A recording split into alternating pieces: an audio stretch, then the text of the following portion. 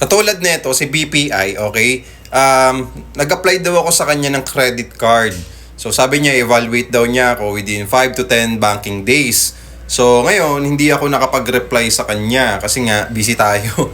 Okay? And then, nag-text siya ngayon, 5 p.m. Thank you for your interest. BPI credit cards. After careful evaluation, we regret to inform you that we're unable to accommodate your application this time. Okay? So, yun nga. Siguro kinalat na naman yung number natin sa BPI, no, sa iba't ibang bangko, at nakaka-receive tayo ng mga ganitong application sa credit card. So kung may mga ganito namang cases na nare-receive kayo, no, legit naman to, no, so much better na i-coordinate nyo lang din sa bangko. Katulad niyan, meron namang contact number dyan. So in case na meron ganitong application, okay, much better na i-research nyo maigi, okay, kung paano nyo ba mako-confirm yung ganitong credit card.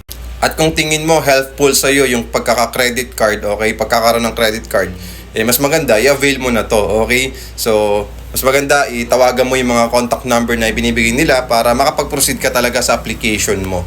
And yun nga, dito sa BPI, wala naman akong pinasa ditong documents, and hindi ko alam kung saan nila nakuha yung contact number ko, pati yung requirements ko para i-apply sa kanila ng credit card.